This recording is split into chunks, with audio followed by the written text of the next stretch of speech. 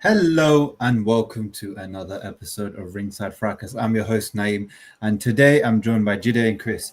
Jide, how are you, bro? I'm good, brother. What's going on? Yeah, it's been a good weekend. And Chris, how are you, bro? How did you enjoy the weekend? Yeah, it's not been too bad, not been too bad. Sorry, I'm not on camera. I'll be on soon. no, no worries. I know our viewers want to see you and that 4K camera, but um, but yeah, it was a good weekend. Obviously, we previewed our last episode. We previewed the entire Itauma versus White card, and on Saturday night that happened. And we're going to review the whole entire card and go through what we think and our thoughts, especially certain uh, narratives that are running since Saturday. So let's get straight into it. I mean, Moses Itauma takes on Dillian Whyte and he demolishes him within one round. It wasn't even competitive. It wasn't. It was like leading a lamb to the slaughter. There was nothing competitive about it. Dillian Whyte looked completely shot. As soon as the first punch landed, that was clean. His legs were gone, and all Itauma had to do was just put his punches together and take him out. Commenting on Itama's performance, measured, composed. For a young guy, you always expect aggression. You always expect them to kind of go at the other fighter and kind of put themselves in the fire too much to try to get the knockout. But Moses was very composed. He stood in front of Whyte, but always used his feet to get out of range, took his time, composed. Even when Whyte was just a bit wobbly, he still put his punches together well, and he wasn't in any danger in that fight at all. And he took out Whyte. And Whyte went down, got up, and he was just wobbly, couldn't continue. And the ref was right to wave it off because, when Whyte got up, he fell straight back into the the corner. So it was a good job from Moses Itauma. He did what he had to do, and it was a performance from Whyte that I think indicates that this is the end. That he wasn't even competitive is very bad considering Dillian Whyte, was a world title challenger at some point, and to be taken apart like that and not even, I don't even think he landed any punches properly in that fight. It was a very underwhelming performance from Whyte, to say the least. Jide, I mean, we talked about it beforehand. Were you expecting something like this? Um, like I said in the preview, I expected Itama to win. I believe there were levels. But this is where things go a bit alright. I didn't expect it to be that quick. I'm not saying I expected White to be uber competitive, but I remember saying I feel like White early will be a bit spirited, and maybe we can see how Itama deals with, Dylan White's long arms, someone who's attacking him. We didn't get that. We didn't get that. Um, we didn't learn much about Itama, except that he's supremely talented, which we already knew. But White was just didn't allow us to evaluate him properly. He bit on every single feint Itama did. He reacted to. He was so petrified of this kid, like his speed, his sharpness. For if you look at his actions for the entire build up, yeah, I feel like maybe this is the first time you could say Dylan White was actually scared of someone, like was actually scared to go in a ring with someone. He just looked so lost, like it was ridiculous. But yeah, Tama, the speed is amazing. Hand speed, foot speed, coordination, punch selection is so skilled, man. This is the best prospect in boxing, period. I don't care about what weight class you're talking at or looking at. I do not care. The kid is an absolute prodigy. This is what we call prodigies. Like he does everything right, but we didn't get to see his defense. We didn't get to see if because he's so quick that him stepping out of range and stepping back in range, the straight line business, it's not good for him. But he just hasn't had anyone to test that. So yeah, going forward, man, they need to get him with some live bodies. I want Hrgovic or yeah, Hrgovic would be a good fight next. And then he beats a Hrgovic. Then I want him to start going for the Parkers, the Caballeros, the very, very top brass. And then we'll see if he can do it against the King. Yeah, I mean, in terms of where his levels are, it's something we have to discuss as well. It's a big point of discussion, especially online and since that fight has happened. But Chris, I mean, we've been talking about Moses Thomas since basically his debut. Were you expecting him to take out White this quickly and without any resistance like that? Yeah, so um, I definitely expected him to be taken out, Dillian Whyte. If you look at his, especially just looking at his last two fights against Christian Hammer, I know we didn't get to see much, and then seeing the fight against Tete, Ebenezer Tete, he was going hell for leather with Ebenezer Tete, who's about 50 years old. For me, that in itself told me that Dillian Whyte was a finished fighter. And I don't even mean to be disrespectful because he's done a lot, he's accomplished a lot, he's always shown heart, he's always been game when it's time for a fight. But from what I saw there, I knew there was no point of him going against any top heavyweight ever again. He's taken too much punishment, too much damage. He was never the most skilled fighter to begin with. I know he's not a physical specimen, but he depended a lot on his ability to weather the storm, his attrition, his determination, and on obviously his left hook. But all of those things seem to have left him, and you could see that progressively over the years. They've just been knocked out of him.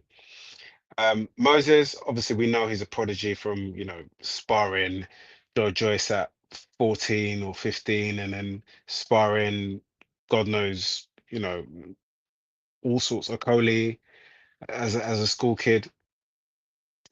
So the guy is a prodigy. No matter which way you want to look at it, he's a prodigy, and he's progressed so fast, and he's making adjustments and improvements, and he's becoming more menacing. And it was just always going to be a bad matchup, man. Like Jide said, White came in. White tried to do all the mind games. He tried to do wolf in sheep's clothing. Tried to come out last. Elaine, when he came out of the fight, tried to use every small advantage that he could, trying to use his experience, but none of it really mattered when it came down to it. As soon as the bell started, you could see the skill, the speed difference and the skill difference.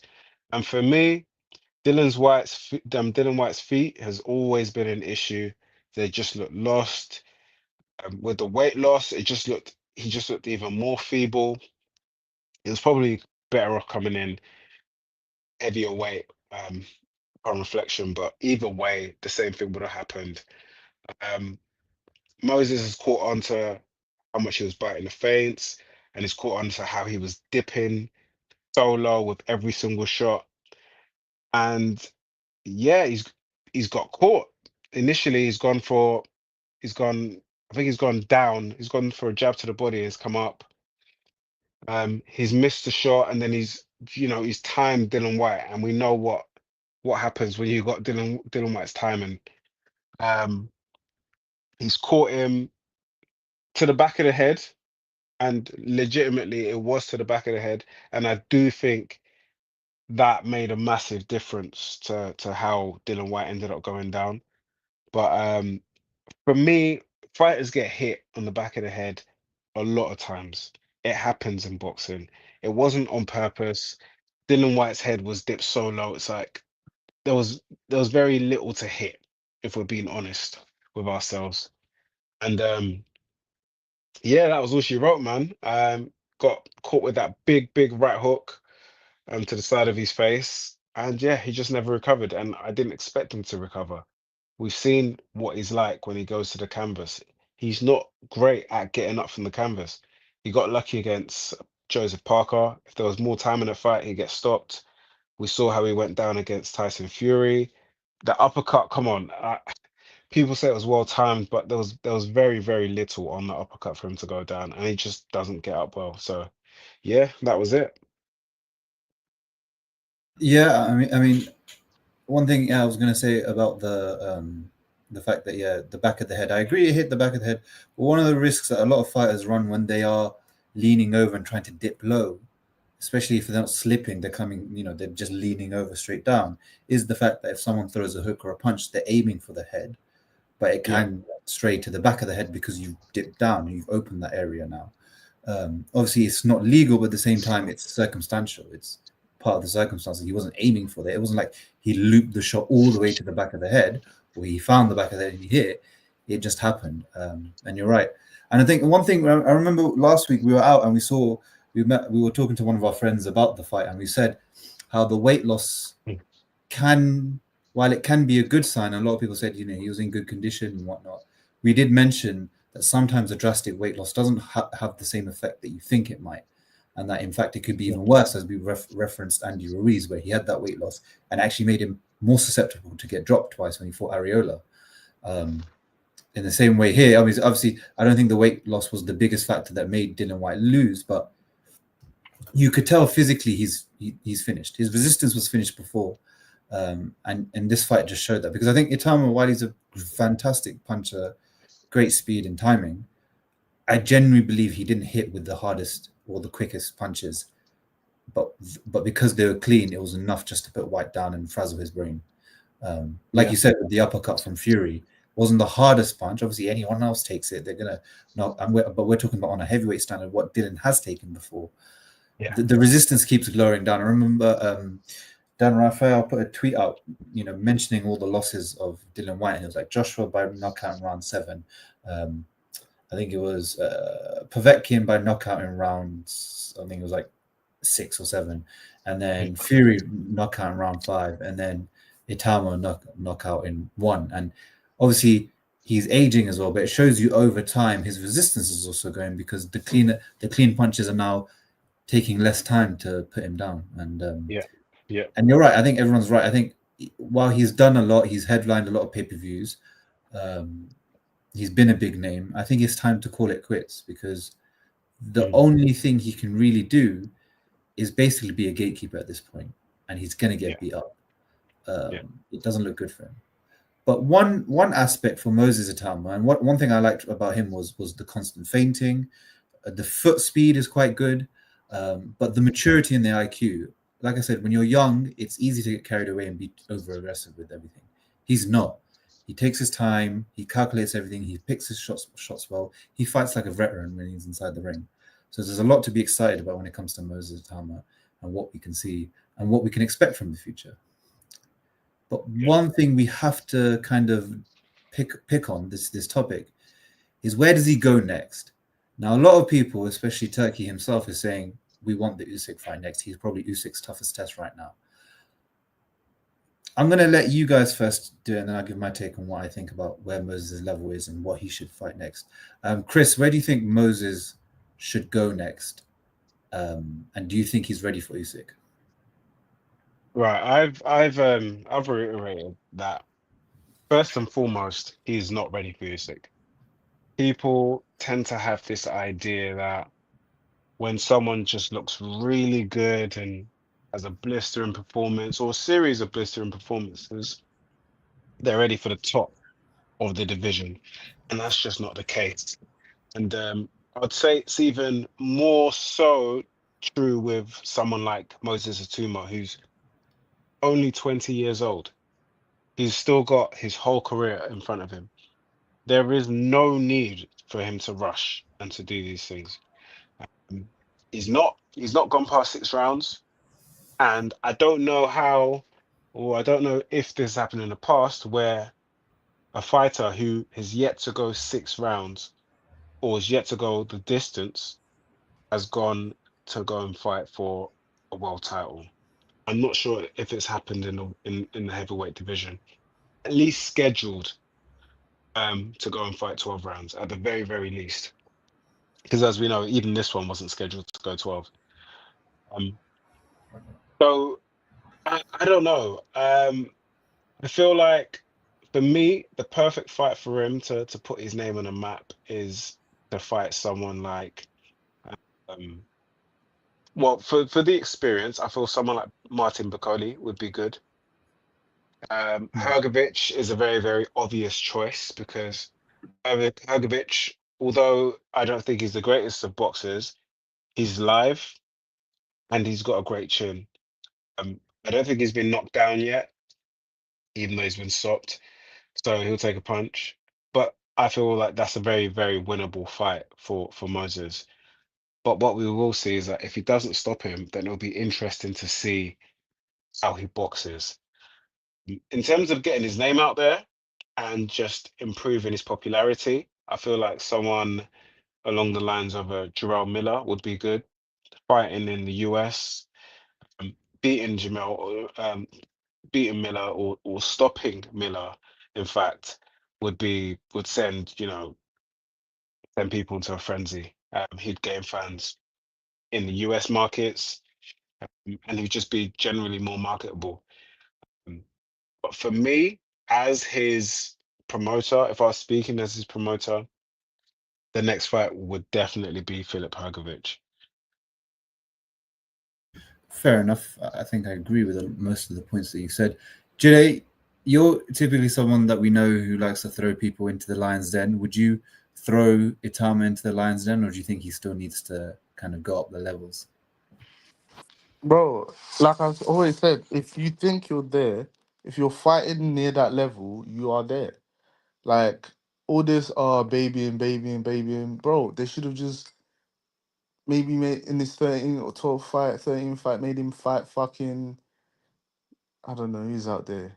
Maybe that's when they should fought Dempsey McKean or something. Like, you're clearly stepping him up the levels. Yes, this is a wash Dillian Whyte, but they are fast tracking this kid, bro. Like, this isn't a guy that they're trying to get to 25-0 before he has his first world title fight. He's been fast tracked.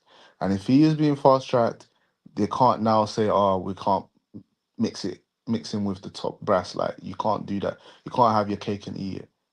I do think he should go for a Hrgovic. I'm not saying he should go fight Usyk or something straight away. No, I've never said that.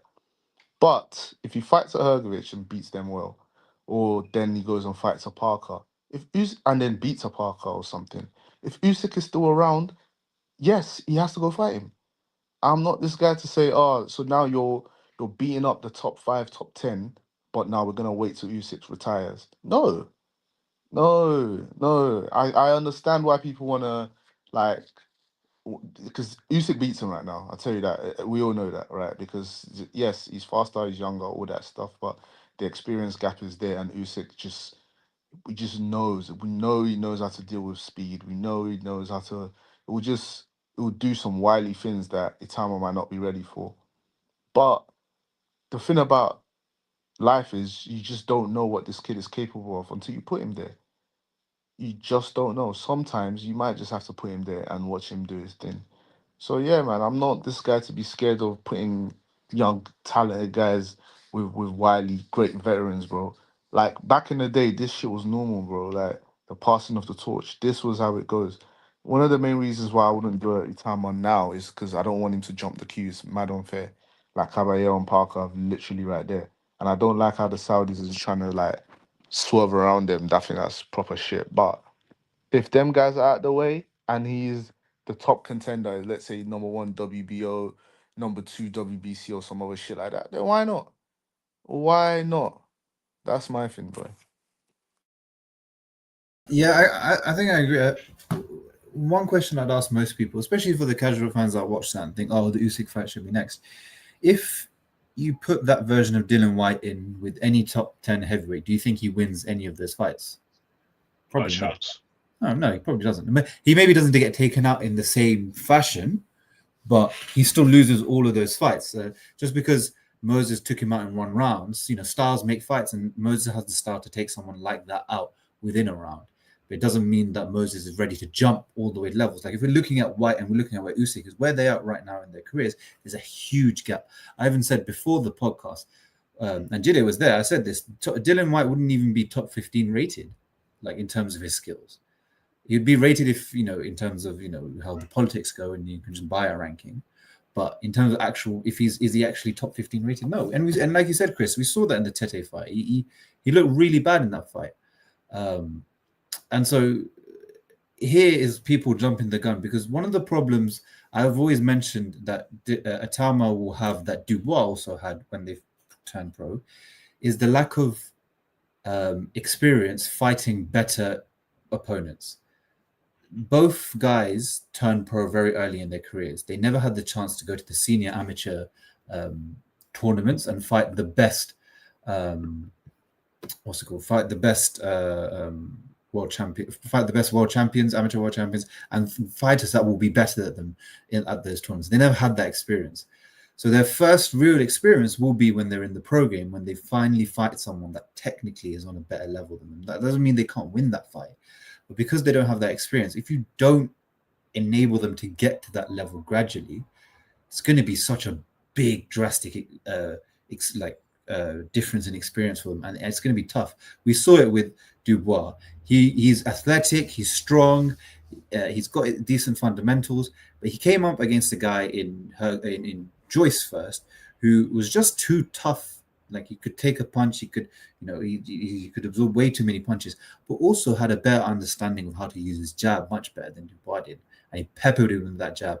And when it got too much, Dubois didn't know how to get out of the way of it. He didn't know how to adapt, and he didn't know how to get that fight back into his favor.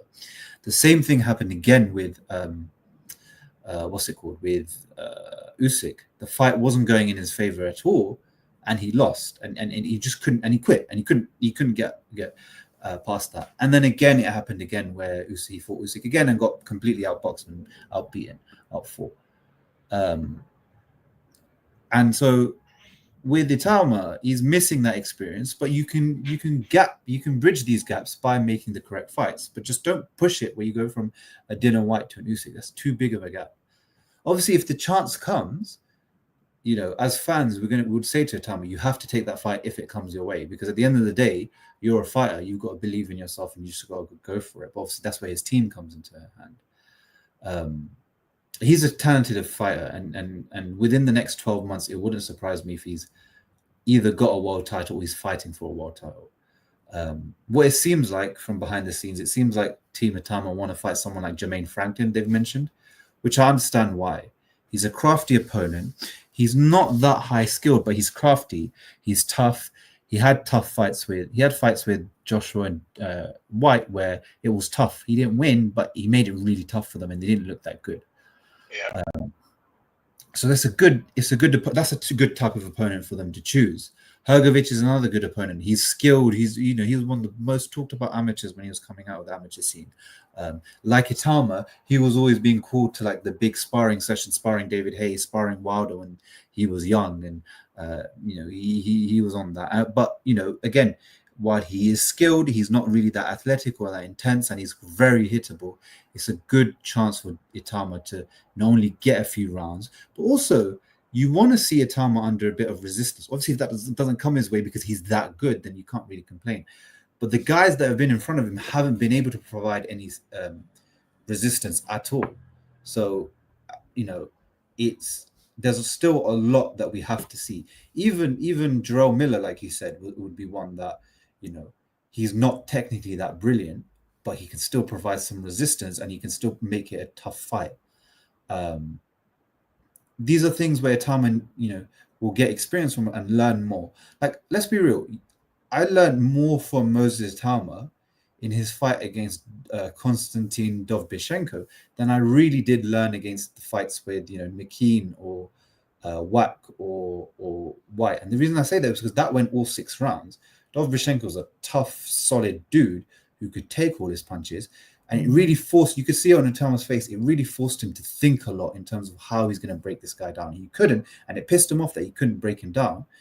But it made him think, and it made him learn more that there's more to actually breaking down opponents. I have to be more smarter when it comes to it. I'm not just going to be able to bulldoze everyone. I'm going to have to start thinking about how I can fight people and how I can break them down. So those type of resistance and those type of tests are much better for his career than just guys that he's going to walk through. We saw the same thing happen with Edgar Berlanga. Walk through 16 guys in first rounds, and I think Top Rank had a feeling that this guy could be the next big Puerto Rican fighter like Cotto.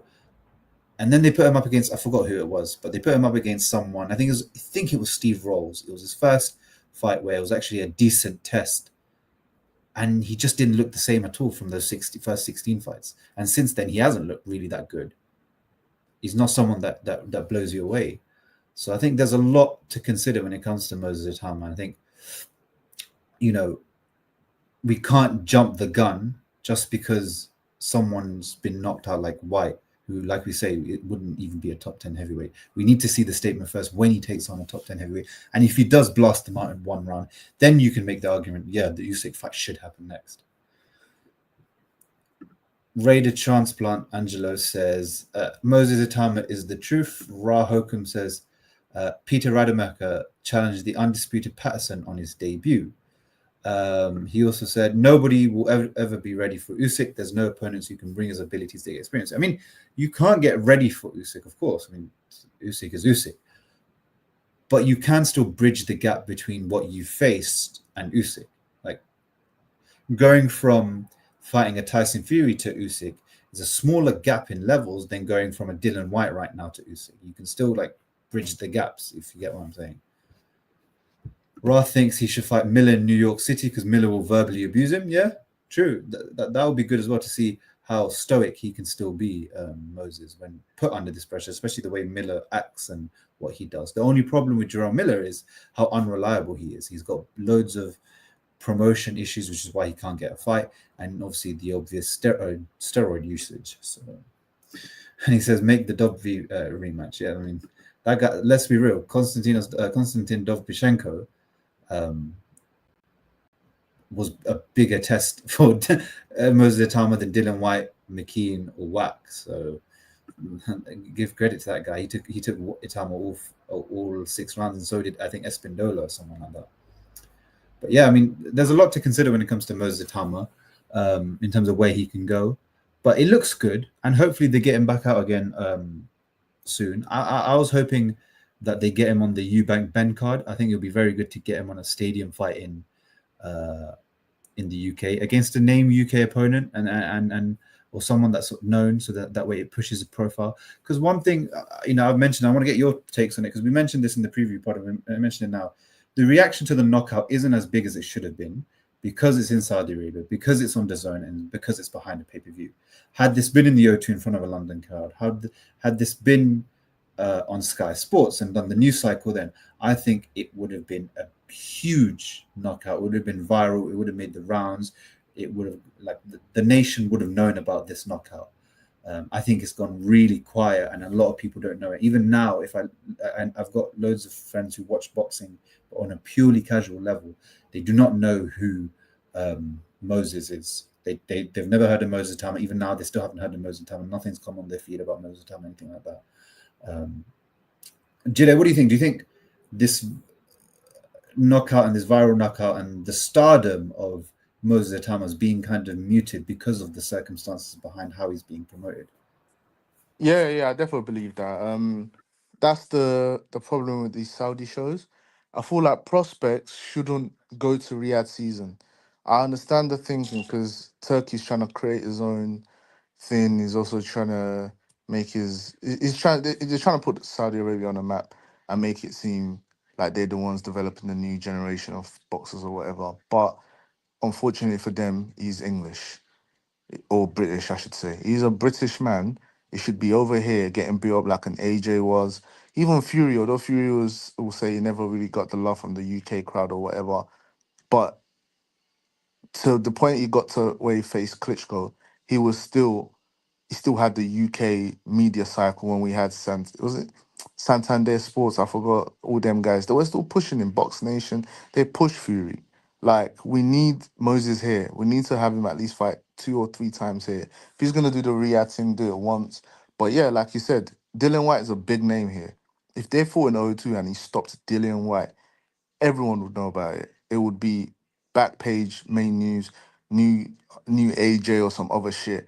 I do feel like it's hurt him a bit going to Saudi and doing this, but at the other side of things is if he was fighting in the UK and getting hype here, it will have the same sort of notoriety with the hardcore boxing fans in like America and stuff.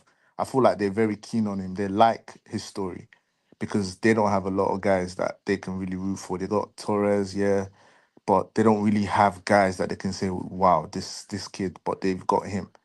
Like for now, anyways, they can use him to talk about the heavyweight division.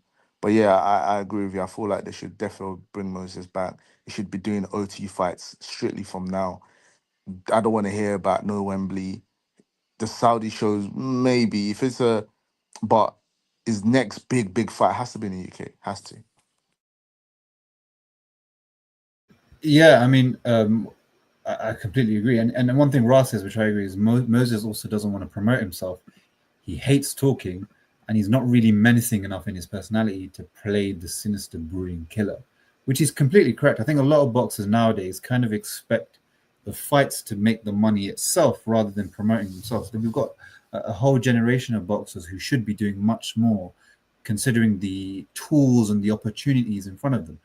I've mentioned this after the Hamza Shiraz Belanga fight, where Shiraz should be a much bigger star than he is now. And he's got that South Asian backing, but he just doesn't use it. He's not going on any platforms like that. He's not utilizing any of the connections like that. He's not building himself up in London like that at all, even. Same thing with Moses. I mean, he's not building himself up at all. We're not seeing them on separate platforms. I mean, the one thing I'll say about the UK, especially when it comes to the sport media aspect of it, there's so many outlets right now that are huge. I mean, you've got Complex, they've got their own UK section. You've got Filthy Fellas, you've got Craig Mitch, you've got Foot Asylum, you've got JD, you've got so many different outlets that are invested in sports media. Obviously, they're mainly football, but we've seen crossover in boxing, because who's crossed over? One of the guys that crossed over is Anthony Joshua, Tyson Fury. They've crossed over into those outlets, and they've been able to promote themselves on that level. These guys haven't even crossed over into any level of YouTube media or influencer media at all. You're young, you know what these guys are, you know what the game is like, especially on the internet. I think I'll say I think it's that British thing, man. Like, we're haters here. I can't lie, we're haters here. Like, we love guys that are you're humble, who doesn't talk too much, bro. Do you know how many? Bro, I know. For example, we've talked about it in the group chat many times. AJ's probably had to dim his personality a bit. He had to talk like a bit more calmer, a bit more reserved, because that's what the British public like. To an extent, the only reason they like Fury is I don't want to get into it, but do you get what I mean? Like, people like Hamza, people like AJ, people like Itauma, they don't like it when they're too cocky. They feel like they're too good and too cocky. Look at Amir Khan. Amir Khan was very confident. Oh, I can't wait till gets chinned until he actually lost. You get what I mean?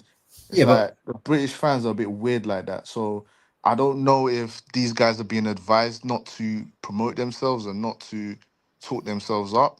I could imagine that being the case, because, like you said, there's no reason why these guys shouldn't promote themselves. no, but even you don't even have to do the arrogant stuff. You can just put yourself on screens. The idea of going on different YouTube channels and just doing those segments that they do, like Foot Asylum do so many segments with like footballers, and footballers don't talk shit on those segments. They do like cooking segments, they do football training sessions, they do that. There's so much opportunity for boxers like this to do it, where it makes them be able to connect to younger viewers and also other viewers more, because it gets you more screens. The more screen time you have, the better it can be, because there's more publicity of you. But they don't even do that. Forget about like talking, like being arrogant or anything. They're not even getting on the platforms enough and getting enough screen time. The only time you're seeing Moses Itauma or Hamza Shiraz or the or these other guys is when they've got a fight lined up. There's no other time you see like right now you see Moses Itauma. He's gone now until his next fight. You don't see him again. Yeah, But no, you're right. You're right. But with guys like Joshua, when they were coming up, you were seeing them on multiple different platforms. At the peak of it, they're going on stuff like, Graham Norton, stuff like that, the big talk shows that are national. But you're still seeing them on the smaller stuff. Like I remember Joshua's JD series that they were doing when he was world champion. Those small things still add up. And they're not doing that at all. None of these boxers right now aren't doing it. And I wonder why. Because they are smart enough, they've got phones, they're young as well, especially Itauma and Shiraz, for example. You know how influencers work. Azim as well is another one. Like, if we're only seeing you when your fights are being promoted, then we only see you, once or twice or 3 times a year. That's not enough to build a proper big fan base out of that. But Chris, what do you think? Do you think boxers, from what you've seen, do you think boxers are missing that opportunity? Do you think we need to see more from boxers themselves when it comes to promotion? Boxing personalities and promotion has just been an absolute farce since the AJs and Furies have started to move into the twilight of their careers. I look at Moses, and one thing I will say, and I will give Moses some credit, is that he's definitely marketing himself a little bit more. You can see that words have been said or had between him and his team, because he's a lot more vocal now than he was 3 or 4 fights ago, for sure, and that's for sure. He sounds better when he's speaking. He's not as mute and mysterious when he's talking. So I will give him that. But if you want to make money in this sport, you need to be popular. The reason why AJ is so popular and the reason why you got guys like Andre Ward calling him out isn't because of his skill level, it's because of how much interest he generates in anything he does. And like you said, he done Graham Norton show, he done the JD series, he makes cameos in all sorts of different avenues. You've got fighters like Tyson Fury, where he's out and about, but he also has the character. Even if he's not on as many primetime TV shows, he has the character to bring people in to garner audiences. You've got to do something. You've got to do something to gain the interest, whether they like you or they hate you. If you want to make money in the sport, and that's what I assume all of these guys want to do, you've got to get eyes on you. You've got to gather some interest. And Moses is far from there. Far from there. If AJ had this kind of start to his career with his personality and with what he did, he'd be miles gone. He'll be a different stratosphere from where Moses is now. Not that AJ hasn't succeeded, he definitely has, and he had his moments in the ring and outside the ring. But Moses has the ability to, and he's got the fights under his belt to gain so much of a bigger audience than he does now. And yeah, part of it is due to fighting in Saudi, but he's not promoting himself enough. His team are not promoting him enough. And it's just a common trend. When I look at fighters outside of your Furies and your AJs, who's really doing anything? Well, I can't really think of many names. Maybe Chisora. Chisora does because he's outspoken. He gets his interviews out. So within the boxing niche, he's definitely someone who gains interest. But I'm not really seeing many fighters who I feel are putting themselves out there enough, even in the other weight divisions. So yeah, so he's got work to do for sure. Yeah, and something Ra said, which by the way, Ra also does interviews for Punch Out Boxing, so make sure you subscribe to that because they interview so many boxers, not just the top level, even mid-level, domestic level, small horse show levels. So make sure you subscribe to Punch Out Boxing because they do some great interviews, and Ra's a brilliant interviewer. Even he knows this because he's approached so many boxers for interviews. He said this: I've seen unknown prospects refuse to do interviews, and their managers support that, which doesn't make sense. If you're unknown, you should be getting your face on camera everywhere, every time, whenever you can, because you're trying to build your name. You have nothing backing you at the moment. You're on the small horse shows. You got to get your face out there. You got to get screen time. You got to get people being able to watch you at some way, somehow.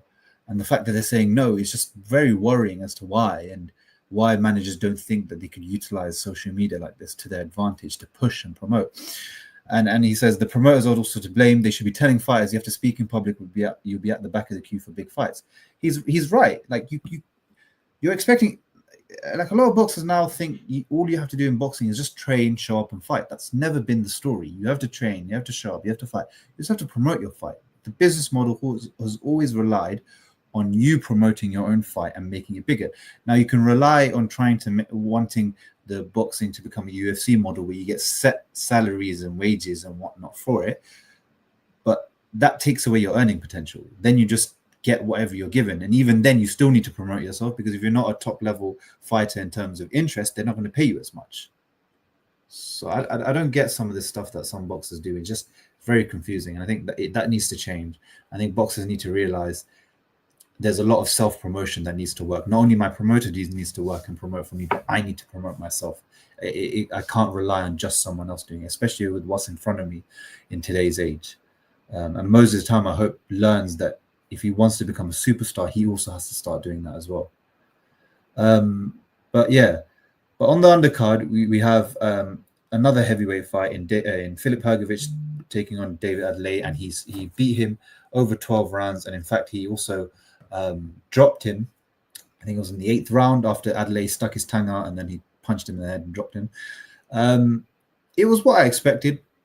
Hrgovic is a world level, probably top 10, just around that 10, around 8 to 10, number 8 to 10 level.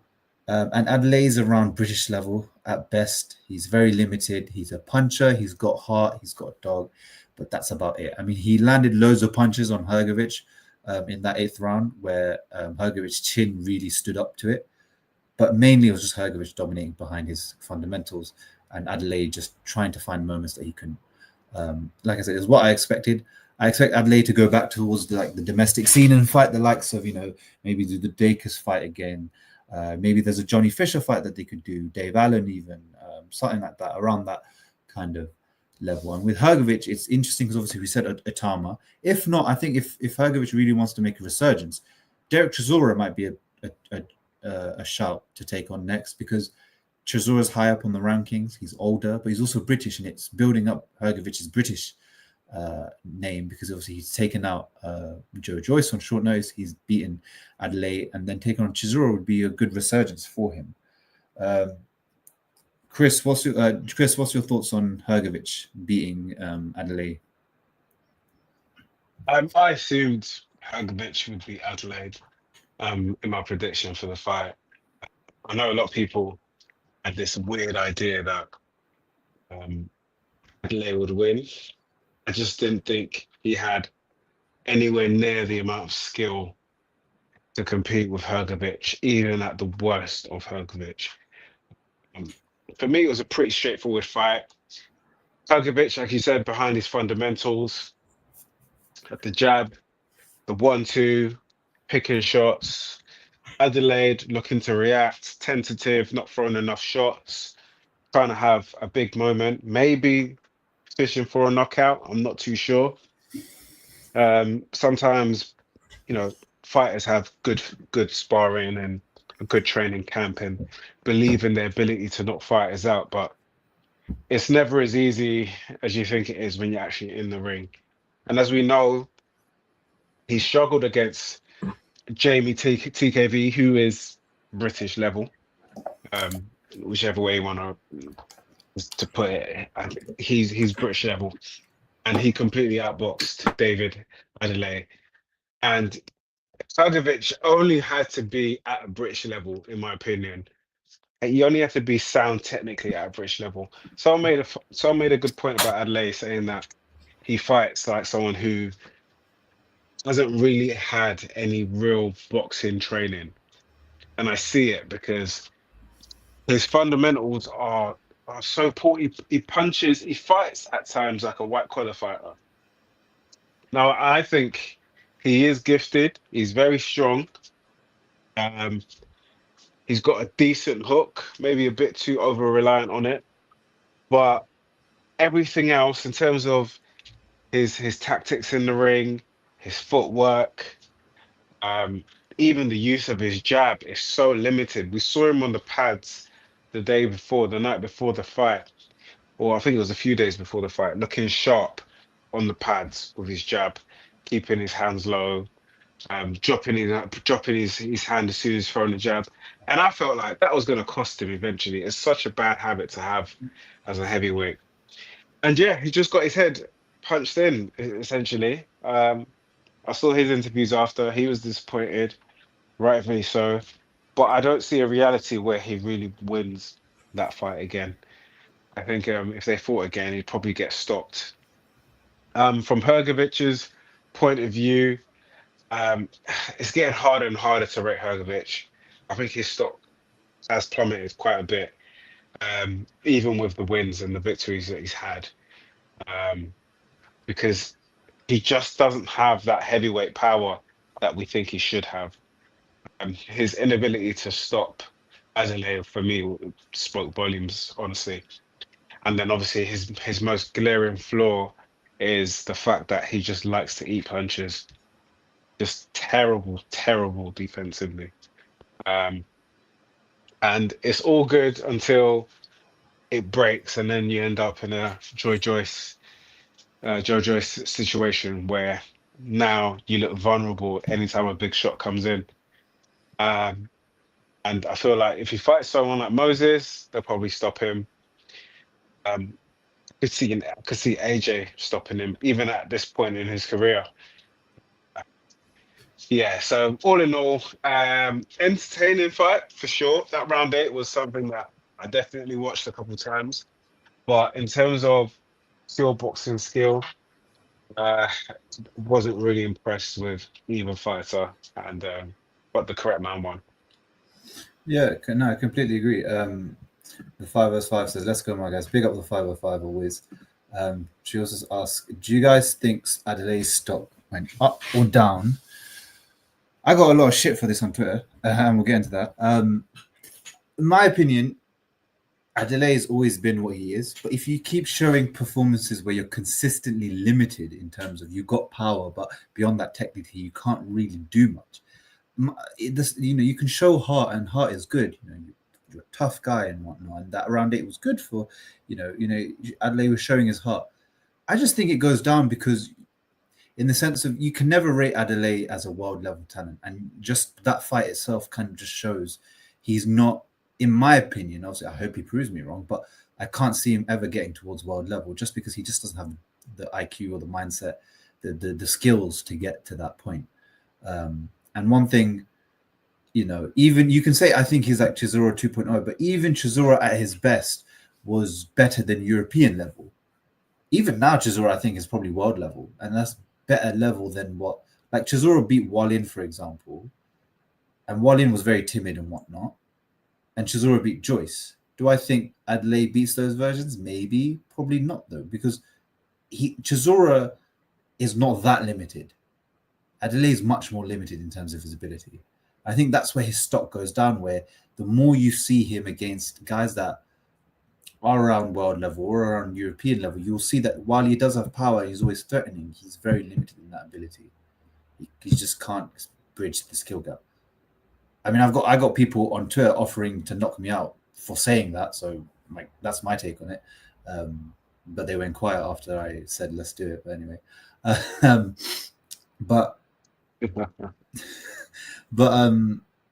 yeah, I just think I personally think it goes down just because you just consistently show, even in the TKV fight, let's be real, that knockout was not a proper knockout.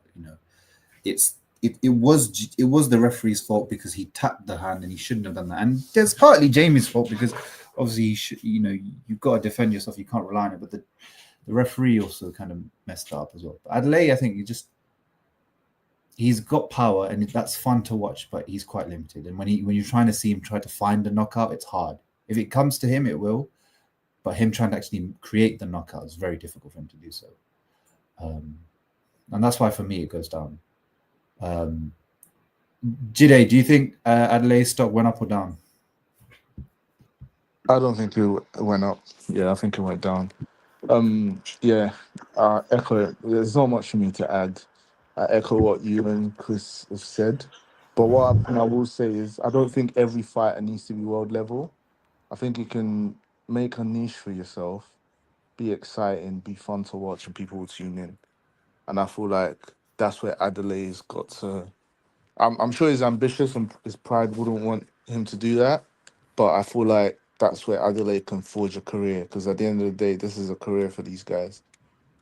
He doesn't have the skills to be world level. He's got the athleticism to be world level, but bro, this is a skill sport, unfortunately. You need to be able to do certain things, and if you can't, then you need a Wilder like power, and he just doesn't have that. So, yeah, but I feel like him and his team just need to do a best of the Brits or best of Europe kind of thing, where, because at the end of the day, the heavyweight division is in the UK. This is where things get cracking. So if he markets himself well, gets enough interest, then I think he'll be okay. But any ambitions beyond that, I don't see it. Yeah, and I think with Hrgovic, I agree with Chris. I think the one thing about Hrgovic is he's had a good amateur career, but he doesn't seem like he's got much intensity to his fighting. I think partly is a mental block. I think partly he's quite arrogant. I think that shows in his fighting where he doesn't. Sometimes it doesn't seem like he takes the opponent seriously, even when he's fighting Adeleye and he's like his hands are down and he's letting Adeleye hit him with as many shots. It just doesn't seem like there's always that mental block where he's never gonna be able to really lock in and fight, and it's just a habit that's always stays with him. And it's why it's someone I'm not really gonna look at as a world champion. He could probably fight for a world title at some point in his career. Just can't see him win one or be really that top. That great at it. And Ross says even Hrgovic is doing a bit of self-promotion, calling Bakole ugly and singing. And Filip Hrgovic versus Bakole would be interesting. Yeah, that's not a bad fight because they both have tools to beat the other. Like Bakole has the quick, fast hands. So if he lands on Hrgovic, especially with that clean, because it will be clean shots that he lands on multiple of them, he can definitely hurt him. But Hrgovic also has a lot of volume. He's got a decent engine. And he can really make it hell for Bakole because he's not really Bakole. Let's be real, Bakole is not conditioned at all to go that many rounds with anyone. So that's not a bad fight, to be fair. Actually, Ra says I think Derek actually has a good ring IQ, and there's a lot of limited heavyweights in the world rankings. So true, but I don't rate Adeleye enough to beat them. I think Adeleye is much more limited than that. So hopefully, he proves me wrong. I'm never against people proving me wrong. And then, but proving me right is Nick Ball taking on Sam Goodman and going to the decision. This is one fight I called to the T. Actually, I called all these fights to the T when it comes to the winner and how they won.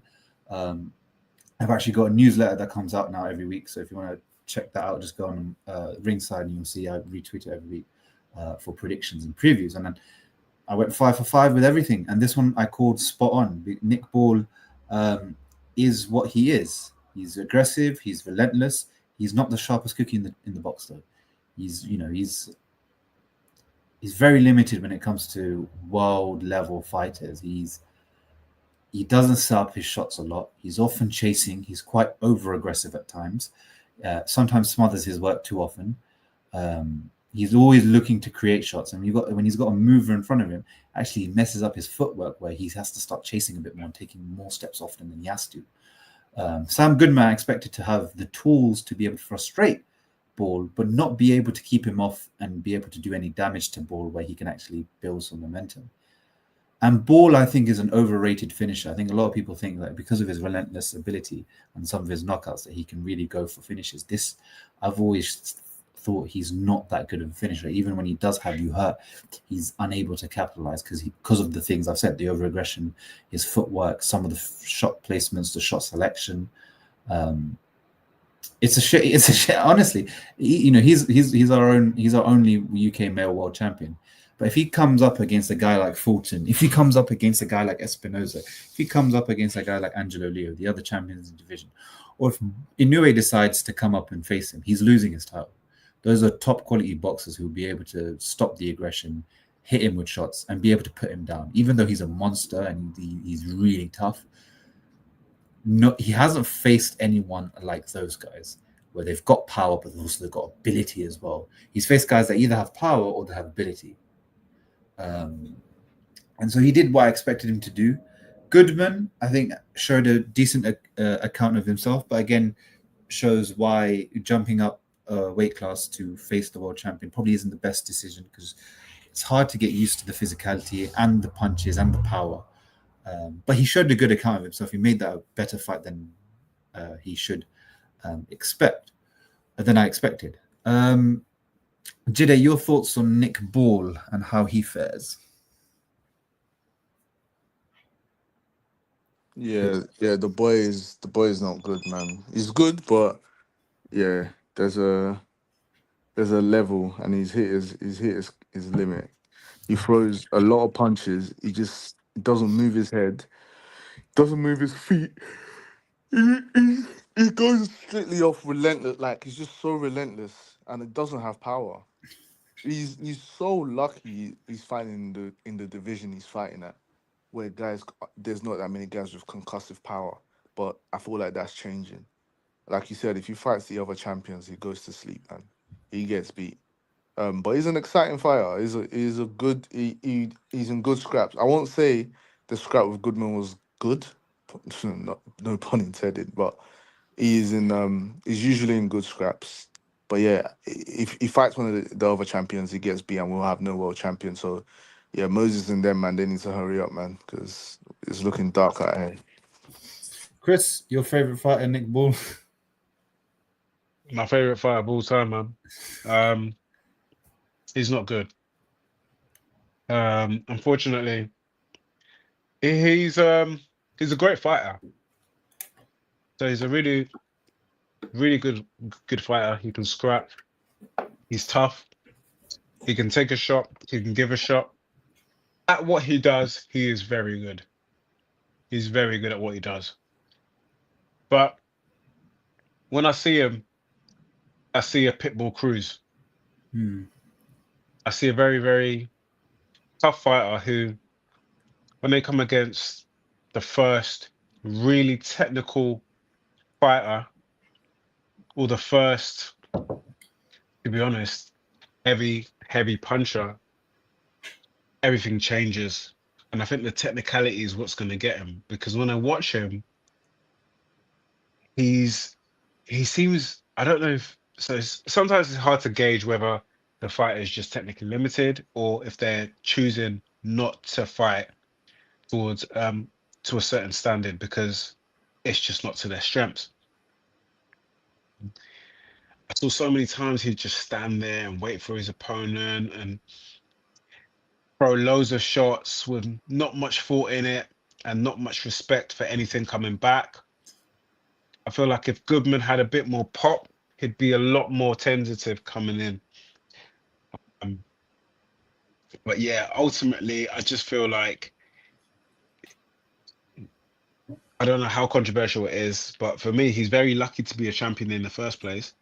I didn't think he'd be Ford.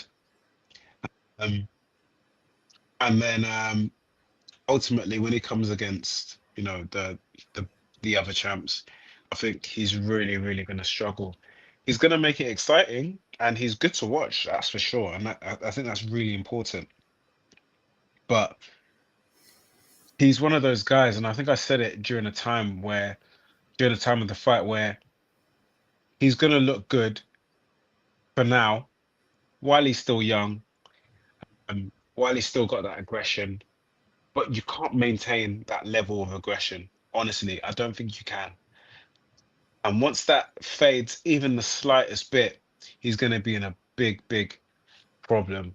And I think his career would really struggle. I don't think that style of fighting, you can really last that long. But we'll see. We'll see what happens. Yeah, it does seem like in his future that there will be a big tank or a big dip where he suddenly just falls off, and it's not, gradual. It's a big drop off. Especially with the way he fights and how defensively liable he can be at times. I think he's someone, like you say, he's good to watch, but we have to be also honest, and he's not elite, and the other world champions would definitely be him. Ra says, Talkers reckons Miko Cuello, his WBA mandatory, and Nathaniel Collins beat him.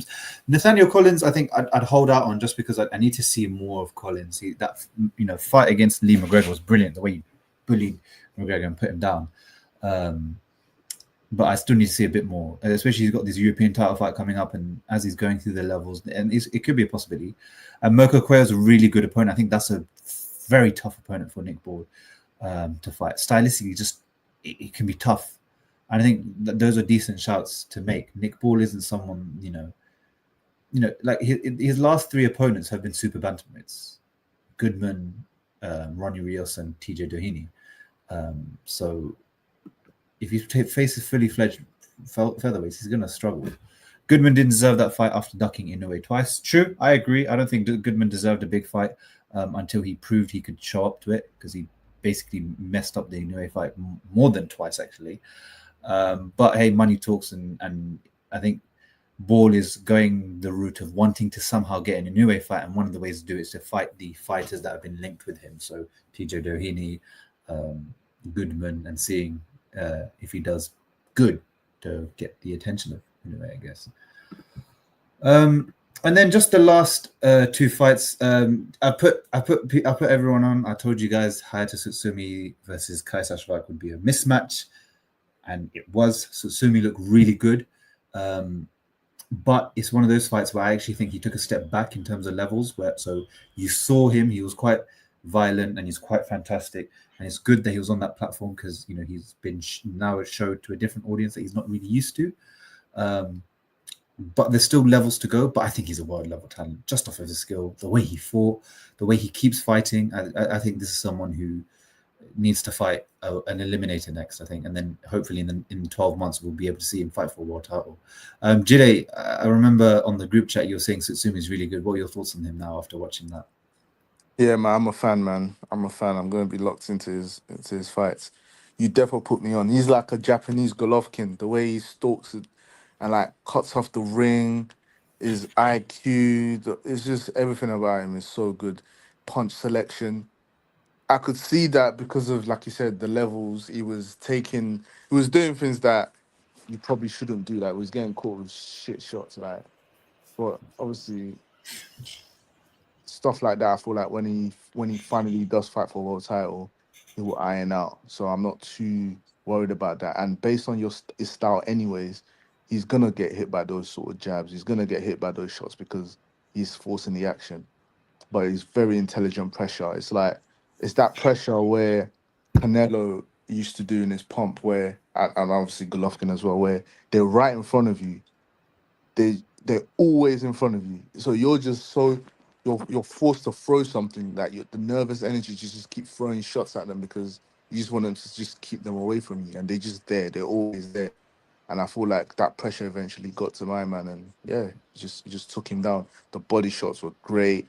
Like, yeah, he's a really fun fighter, man. I'm a fan. And one thing I'll say, like Japanese fighters, they don't move their heads, but he moves his head with it. So he's not just I'm just gonna walk you down and just beat you up. Like he's a very good boxer. Chris, did you catch Sutsumi's performance and are you a fan? Yeah, Sumi's top, man. You guys have said most of it, but yeah, I really like the way he stalked what was the guy's name? Kesa He Schwak. fought? Yeah, Shfak. I really like the way he stalked him.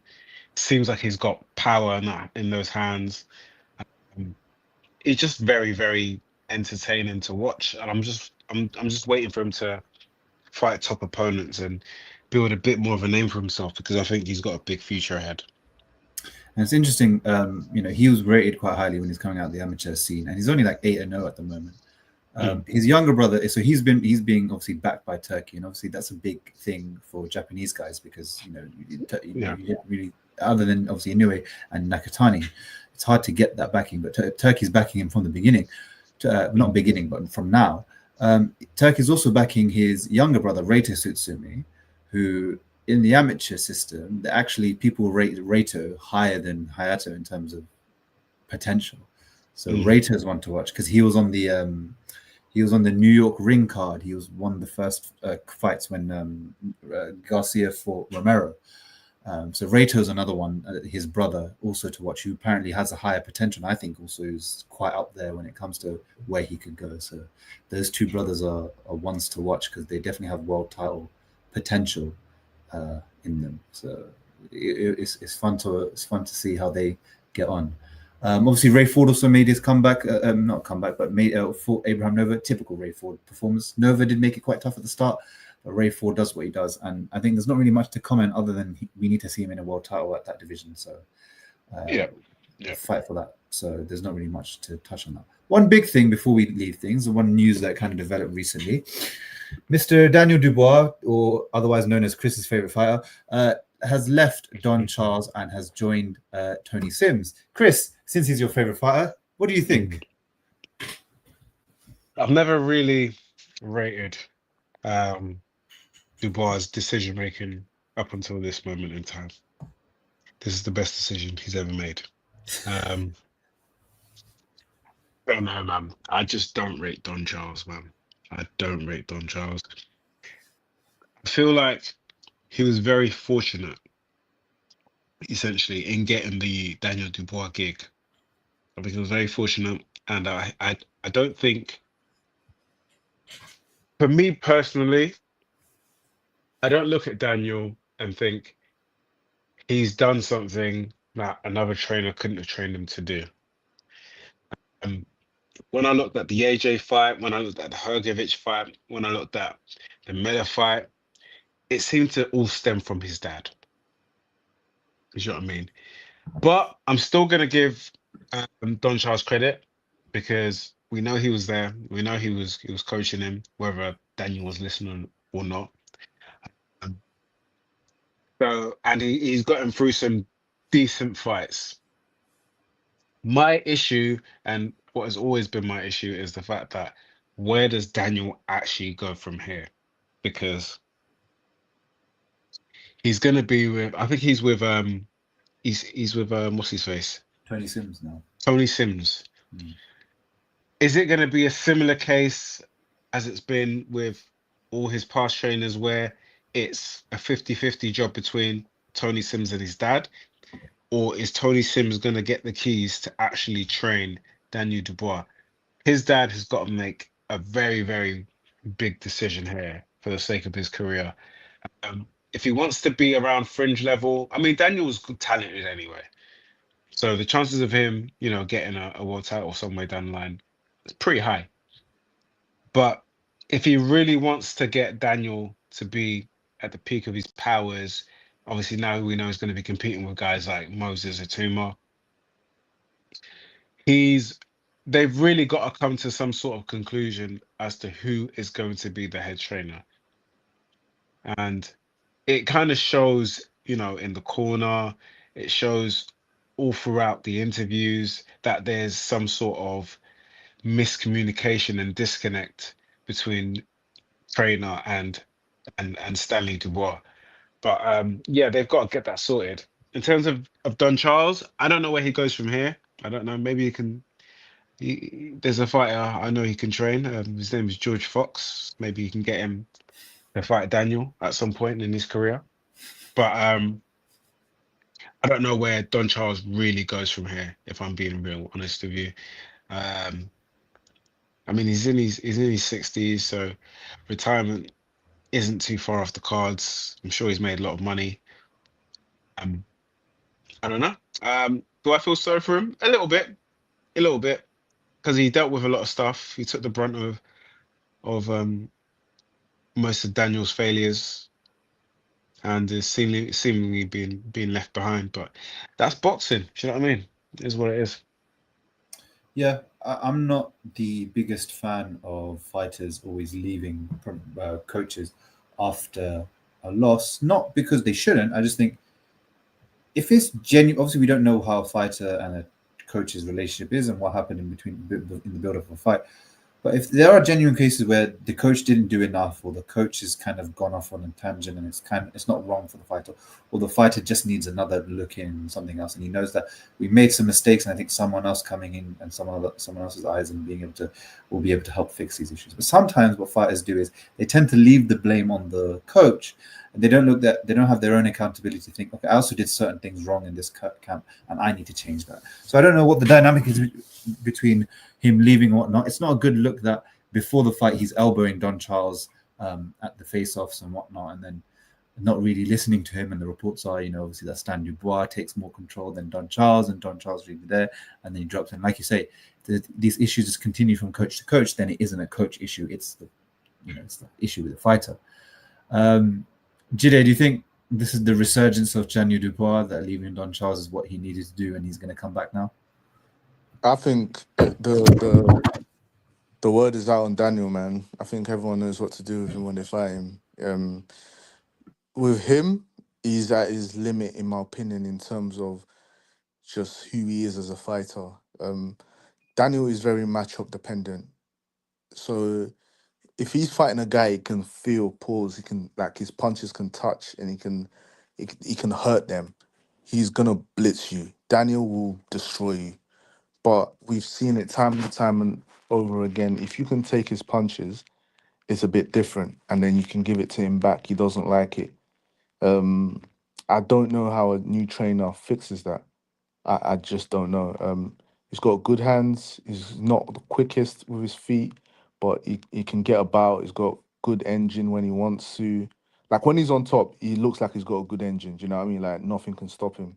So I really don't know what Tony Sims can do for him, because I feel like Daniel's automatic. It has to just work. It has to be in those fights where he's on top. He's a front foot fighter. He's a bully type. So yeah, I think leaving Don Charles was the right thing to do. Don Charles is a bit weird. He used Daniel as a kind of fuck you to the boxing establishment for everyone who doubted him, but you weren't really the trainer. Like, you weren't getting the respect you really wanted. Where does he go from here? Like I said, maybe if Chris decides to retire from his day job, maybe they can work together. And I don't know, but it's gonna be tough for him to find a fight now, man. But nothing's impossible. Nothing's impossible. Like, for example, I didn't used to. Oh, not did. I still don't really rate. What's his name? Adelaye's trainer, Adam Booth. I don't really rate him like that, but he always gets work. Do you get what I mean? So Don Charles will probably still get work somewhere, but he just needs to humble himself. He's been humbled. So yeah. Yeah, I agree. I think we have to see how things go. Some interesting news. Ra says, I've heard rumors that Daniel's also leaving Queensbury and signing with Matchroom. Stan apparently fell out with Frank Warren over the fight day fracas, with obviously the issues going on with him coming late, the party happening in the mansion, and obviously the loss and how he lost as well impacted. And the fact that I think it was mentioned that Frank and George Warren were going to do an internal investigation in terms of what went wrong. There's so many things behind the scenes that we don't know about that could have happened, and maybe this could be true. He also says Don didn't get paid much either, is what I heard. So that could be another reason for the falling out. Is Don Charles feels obviously he's the head coach and he should be getting paid more. And we've seen this multiple times where pay disputes are the reasons why fighters and coaches can fall apart. I mean, you had Triple G and Abel Sanchez do the same thing, fall apart over pay. So it's interesting to see what could happen and what could have happened, and we'll see what can happen in the next couple months, especially with Dubois. Obviously, I'm assuming they probably want to get him back out there again in December time or January time, because you don't want him to be out of the ring for too long. So, and the fact that he's looking for a new trainer or is with a new trainer tells me that he's looking to get back in the ring as soon as possible. So yeah, let's see how this all develops. But thank you for joining us for another episode. Please like and subscribe if you're watching this. Even if you're on Twitter, go on to our YouTube channel at Ringside Fracas and like and subscribe. Leave a comment. Let us know your thoughts in the comments. Anything that you think we've missed, and we can cover in this week's episode when the new episode comes up, when we're previewing the new fights. And look, keep joining us on this journey. We're going to keep podding. We're going to keep making videos, and join us on this journey as we keep going through boxing. And we'll see you in the next one. Peace. Cheers.